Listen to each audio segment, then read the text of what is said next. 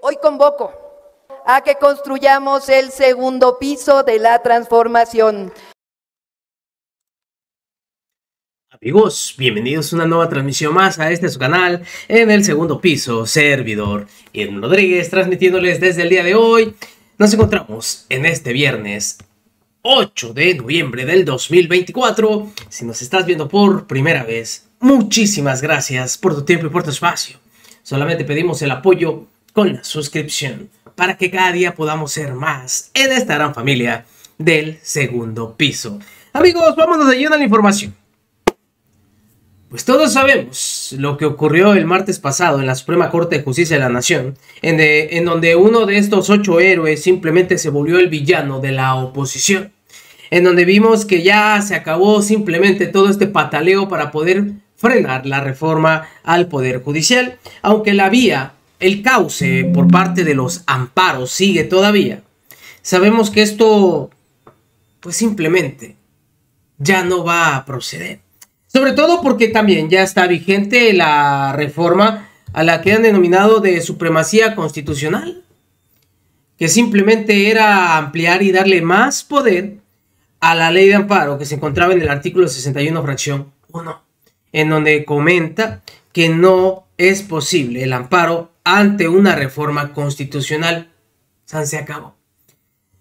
Como acostumbran en esta mesa de debate en donde aparece la senadora Julieta Ramírez, el representante del PAN, porque ya no es ni diputado ni senador, nada, Damián Cepeda, y el Chapulín Gibran Ramírez, que está en representante, o es representante de Movimiento Ciudadano. En fin, pues otra vez Julieta Ramírez simplemente fue campante. Pues el tiempo le dio la razón y se terminó de hingar a los tres, como pues lamentablemente se ha estado dando. Y se termina doblando Damiancito Cepeda, quien dice ser demócrata y acepta lo que pues se resolvió el martes, aunque no está contento con ello.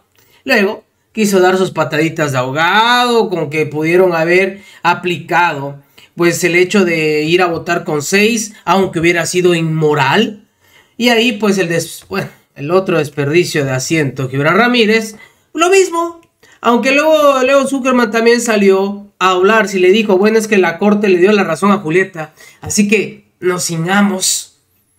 Disfruten, porque otra vez Julieta Ramírez vuelve a sacudir la mesa en el espacio de Leo Zuckerman. Escuchen ustedes. Se logró con los votos en contra de los ministros Lenia Batres, Loreta Ortiz, Yasmín Esquivel y Alberto Pérez Dayán. De esta manera se mantiene la reforma que permitirá la elección de jueces, magistrados y ministros, tanto federales como locales, mediante el voto popular. Para discutir este tema y también luego vamos a hacer un breve comentario sobre los resultados de ayer, del martes de la elección de Estados Unidos. Saludo a los representantes de los partidos políticos. De Morena, la senadora Julieta Ramírez. ¿Cómo estás, Julieta? Muy bien, buenas Leo. Noches. Buenas noches. Gracias por venir. Gibran Ramírez es el representante de Movimiento Ciudadano. Gibran. Buenas noches, Leo. Buenas noches. Y Damián Cepeda, el representante del PAN. Damián, ¿cómo estás? Muy bien, buenas noches, qué gusto estar acá. Pues, ¿cómo viste esta resolución el martes de la Suprema Corte de Justicia? Se logra con el voto de Pérez Dayán, que estaba supuestamente en el bloque de los 8 ministros, pero al final se pasa al otro bloque, al de las 3 ministras. Y pues parece que ahí termina la discusión, ¿no?, de la Suprema Corte. Pues mira, en el sistema democrático que tenemos, la Suprema Corte de Justicia de la Nación es quien dirime las controversias cuando hay distintos puntos de vista. Yo soy demócrata, yo respeto el Estado de Derecho y aquí hay más que acatar la resolución de la Corte. Creo que fue muy peligroso esta anarquía legal que estuvo coqueteando Morena, particularmente a través de sus representantes en Cámara de Diputados y Senadores, en el sentido de decir o poner en duda si iban a acatar o no la resolución, dependiendo si les gustaba o no. Incluso el día mismo de la votación, hablando de juicio político hacia los ministros, sí se atrevían a votar de manera distinta. Yo de eso me quiero alejar completamente. Creo que una resolución la tienes que acatar, si no te gusta la puedes impugnar, si no hay otra instancia en donde impugnar, entonces sigue luchando para que en un futuro cambie el criterio. Pero esa es la vía demócrata de atender esto. Ahora, ¿qué fue lo que pasó? Porque he tenido como muchas dudas, preguntas que me hacen en redes de, oye, ¿cómo es posible que si una mayoría de ministros consideró una cosa, la resolución sea la otra? Es que así es nuestro sistema. Sí. Yo doy clases, tengo un seminario de política pública y les digo a mis alumnos que la Suprema Corte de Justicia de la Nación en el modelo actual la dominas con 4 de 11 integrantes. No necesitas la mayoría. ¿Por qué? Porque para tumbar una ley por inconstitucional o una controversia constitucional necesitas 8 votos de 11. Entonces 4 ministros, si piensan distinto, pues ya no pasa. Y eso fue lo que pasó. O sea, 7 ministros consideraron que claro que era procedente poderle poner un alto a una reforma constitucional. Adelantaron que iban a votar de alguna manera por declararla inconstitucional, pero faltó el 8º voto. 4 ministros consideraron que no. Y por eso hoy el resultado es que está vigente la reforma al Poder Judicial. Ahora, se dio ahí mismo un debate interesante, porque fruto de la mala reforma al Poder Judicial, de la dañina que hicieron, y de que han estado haciendo las cosas con mucha prisa y ahora sí que sin fijarse en los detalles, pues resulta ser que la ley vigente dice que con 6 votos se declara inconstitucional una ley. Si hubieran aplicado la ley de manera literal, sin ninguna interpretación, como ha querido Morena que actúe la Corte, pues hoy tuviéramos que se hubiera tumbado esa reforma. Yo me alejo de ese criterio. Me parece muy bien que no lo hayan hecho, porque me parece que aunque hubiera sido legal, hubiera sido ilegítimo. Y aquí hago un paralelismo con lo que tanta polémica causa aquí cuando lo digo. Así como estuvo mal la sobrerepresentación de que con el 54% de los votos les dieran 75% de la Cámara, es legal, pero es ilegítimo e inmoral. Lo mismo hubiera sido legal, pero ilegítimo e inmoral que 6 ministros hubieran tumbado una acción de inconstitucionalidad, una reforma constitucional. ¿Por qué? Porque claramente la reforma que hicieron era para que 6 de 9 nuevos integrantes de la Corte sean los que puedan tumbar ese tipo de acciones. Pues punto a favor de la 4T, sin lugar a dudas, ¿no, Julieta? Sí.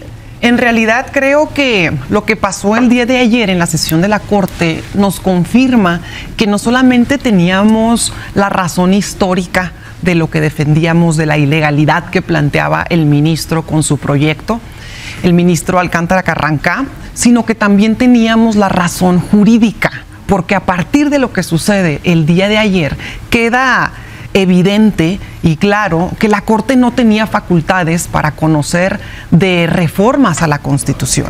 Tampoco tenía facultades para admitir lo que fue la famosa acción de inconstitucionalidad por la cual le entraron a revisar y a crear este proyecto que se votó el día de ayer. Finalmente, ¿no? Bueno, sí, porque declararon la improcedencia, pero que con esta figura intentaban ya plantear recortes a la reforma, pues era totalmente improcedente. También además se confirma, bueno, que los amparos que habían promovido los miles de amparos en toda la República son ilegales. Se confirmó también que el proceso legislativo no se ha violado en ninguno de los momentos. Déjame preguntarte eso, los amparos también quedaron sobreseídos, creo que no, ¿verdad? Pero en contra de la reforma. No han quedado todavía sobreseídos, creo que habrá algunos que quedan pendientes, pero insisto, si no era el amparo, era otra figura, intentaron la acción de inconstitucionalidad. En fin, creo que además deja claro, por ejemplo, que este fantasma también de los derechos humanos que planteaban era totalmente inaplicable y absurdo en este momento. Y además queda 100% confirmado que el único método que existe para reformar la Constitución es salir a las calles, reunir una mayoría, crear un nuevo acuerdo social, reunir la mayoría calificada en el Congreso, ganar en las urnas, porque la Constitución es el reflejo de la voluntad popular. Y por lo tanto, es a través de una reforma a la Constitución, a través de sus cámaras y de las mayorías en los congresos locales, es el único método por el cual se puede reformar una Constitución y no como lo intentaban ayer en la Corte. Eso quedó confirmado el día de ayer y honestamente me da mucho gusto. Muy bien, Gibran Ramírez, ¿tú cómo viste? Se cierra un capítulo que potencialmente se habló de crisis de constitucionalidad, crisis constitucional, se habló de un posible desacato, eso hubiera sido tremendo para la presidenta, para el legislativo. ¿Tú cómo ves? Finalmente logran el voto de Pérez Dayán y se acabó ese asunto. Se acabó. Lo primero que quiero decir es que de lo que dice Julieta, que quedó claro, nada quedó claro porque no entraron al fondo del asunto. Fue un trámite y ya. Y lo que quiero decirte, Leo, es que solo tres cosas. Sí. Uno, estamos en esta situación por la cobardía de hombres. Felipe de la Mata, que permitió o facilitó la sobrerepresentación. Magistrado del Tribunal Electoral. Y Alberto Pérez Dayán. Son decisiones que van a marcar el futuro próximo, y aunque son decisiones que uno toma de acuerdo con base en su moral o en este caso quizá con base en presiones, estas trascienden para toda la gente. Entonces es una cobardía que es cara para el pueblo de México. En segundo lugar, es extraño cuando hablan de legalidad y de supremacía constitucional que estrenen su reforma al Poder Judicial violándola, ¿no? ¿Por qué? Por esto de los 6 votos. Se dice que se necesitan 6 votos. Se dice que no se admitirán interpretaciones, como sucedió. Eso es lo que está ahorita vigente. Lo que está ahorita vigente.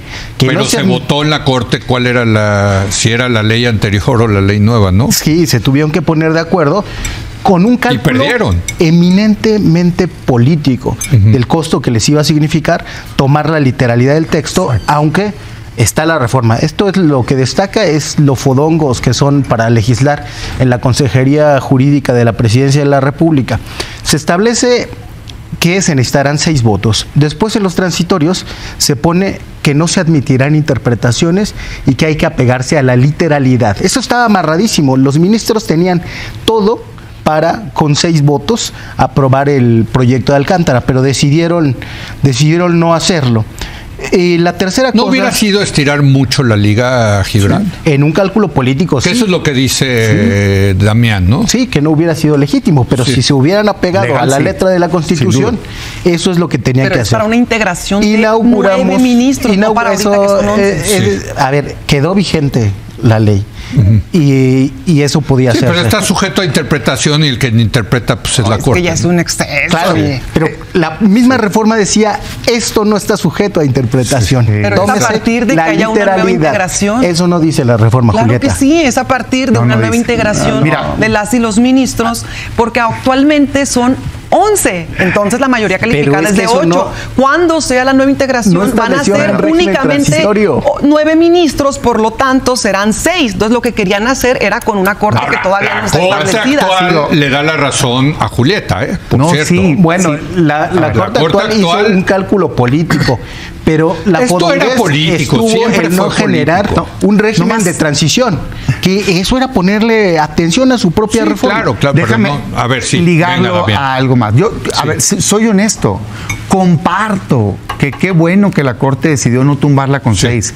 Pero pues ya, por lo pronto, pasaron una aduana importantísima, Julieta, muy importante. ¿Sí? Porque si esto del desacato sí hubiera sido una imagen muy mala para el gobierno de Claudia Sheinbaum. Cuando llega el presidente López Obrador a la presidencia y toma protesta, nos cayó el 20 que apenas habíamos pasado el primero de los filtros, que era vencer al sistema electoral. Todavía faltaba hacer las transformaciones pendientes. Por lo tanto, sabemos que ahora es similar. Apenas cumplimos con los requisitos legales. Apenas se pasó el proceso legislativo, se publicó en el Diario Oficial de la Federación. O sea, ahora viene lo bueno. Las resistencias, y por supuesto que sigue la segunda parte, que es materializar la reforma y después hacer las leyes secundarias complementarias, a lo cual, por supuesto, que invitamos a todas y todos los miembros de todos los partidos y de los legisladores, por supuesto, a que nos ayuden. Lo que más Pero ya no los invitaron al comité de evaluación, por ejemplo. No, sí los invitamos y no quisieron participar. Dijeron que ellos no iban a querer ser parte de ese atraco a la nación y que por lo tanto mejor no hacían nada. Bueno, no tenemos que continuar con el proceso, francamente. Y de hecho han sido muchos los obstáculos que han intentado contra esta reforma. Por ejemplo, en diciembre, en mero proceso electoral, se reúne Norma Piña con Alito en la casa de Carrancá, con el objetivo de probar una posible anulación de la reforma. Después intentaron impedir nuestra mayoría calificada en las cámaras. Luego intentaron que no se discutiera la reforma ni en el Congreso Federal, y que si en caso que se discutiera en el Congreso Federal, no se discutiera en los congresos locales. Luego vino la aprobación de la reforma y finalmente su publicación en el Diario de la Federación, y sale una jueza a decir a la presidenta que baje la reforma del Diario Oficial de la Federación. Luego nos vemos de manera recurrente nuevamente en los 1000 amparos, aceptan esta acción de inconstitucionalidad. Bueno, ahora se discute. Honestamente no me sorprendería que de pronto salgamos de aquí y hayan interpuesto otro de los amparos, pero en contraparte a esto, yo sí conozco a jueces, magistrados y ministros que están de acuerdo con la reforma. También conozco a jueces, magistrados y ministros que no están de acuerdo con la reforma, pero me ha dado mucho gusto de manera reciente ya ver más grupos de juzgadores que dicen abiertamente: puedo estar o no de acuerdo, independientemente a mi opinión, deseo seguir sirviendo al Poder Judicial y por lo tanto tenemos que transitar a una nueva adaptación que actualmente nos rige la ley vigente. Y también hay muchos trabajadores del Poder Judicial que entienden que su interés individual no puede estar encima del interés colectivo. Aunque siguen protestando, ¿no? Sí, y por lo tanto creo que las resistencias y las diferencias se van disminuyendo, francamente, y el 4 de noviembre ya se abrió la convocatoria, tienen hasta el 24 de noviembre todos los juzgadores que quieran participar para registrarse. Pues vamos a ver qué es lo que va a ocurrir, puesto que ustedes escucharon que la misma senadora Julieta Ramírez ha hecho la invitación abierta a todos estos partidos, pues obviamente para ir con este proceso de elección de juzgadores para el próximo año. Esta invitación es para que se pueda hacer de una manera más transparente y que no haya, como siempre, ese lloriqueo por parte de la oposición, que ahora andan duro y dale con el tema de los comités que se han formado. Pero no hay que olvidar que son 3. Está el legislativo, el judicial y del ejecutivo. Y obviamente tienen que nombrar a los mejores perfiles, y de esto vamos a estar pues obviamente hablando y viendo durante todo este transcurso de estos meses. Amigos, nos vemos en una siguiente emisión. Que sigan pasando un bonito día. Servidor Irwin Rodríguez, transmitiéndoles desde su canal. Recuerden, vamos a fomentar la cuarta transformación, porque ya estamos en el segundo piso.